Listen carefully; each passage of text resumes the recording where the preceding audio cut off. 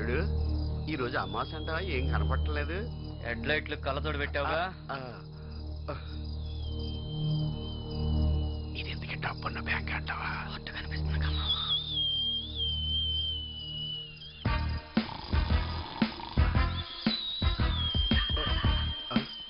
ఈడు విజిల్ మింగేసినట్టున్నాడు.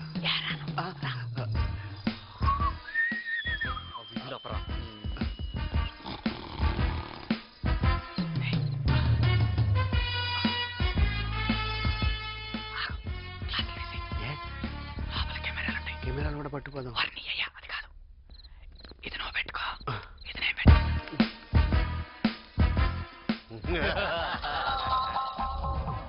ఏం బ్రదర్ బాగున్నారా? ఈ దొంగతనం సక్సెస్ అయితేనే కదా మనం బాగుండేది. ఏం పర్వాలేదు, మేము కొంచెం కింద చూసుకున్నాడు వాడు. ప్లే.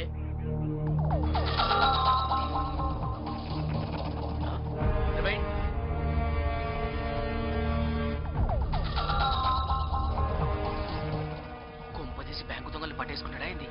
రివాల్వరే సరిగ్గా పట్టుకున్నారు కాదు, ఇంకా దొంగలు ఏం పట్టుకుంటాడు?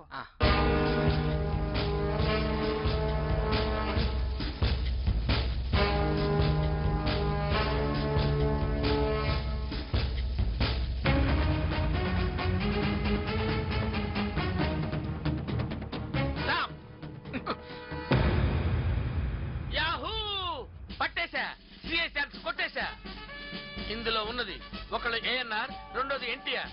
ఆహా, ఈ కేసులో దొంగలు ఎంత తేలిగా కనిపెట్టింది సార్. That is Khan. ఇంకో విషయం కూడా కనిపెట్టా. ఏంటి సార్ అది? అన్నగారు సన్నబడ్డారు, అక్కినేని గారు నల్లబడ్డారు. ఏం తెలియదు సార్ మీది.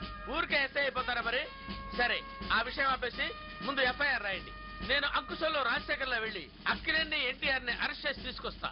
అన్నగారిని అరెస్ట్ చేయడం కుదరదండి. ఏ ఎందుకని? అన్నగారు స్వర్గస్థులై 10 ఏళ్ళు దాటిందండి. నేను ఏమనుకున్నాను, నీకు తెలివితేటలున్నారా? మరి ఊరికే కానిస్టేబుల్ అవుతారు ఏంటి? ఏంటి నేను వాడితో మాట్లాడుతుంటే నువ్వు కౌంటర్ ఇస్తున్నావు? ఓకే, నా అంచనా ప్రకారం సన్నబడ్డ అన్నగారు టాటా, నల్లబడ్డ అక్కినేని గారు బిర్లా విత్ క్యాష్ వాళ్ళని పట్టుకునే వరకు ఈ ఖాన్ నిద్రపోడు.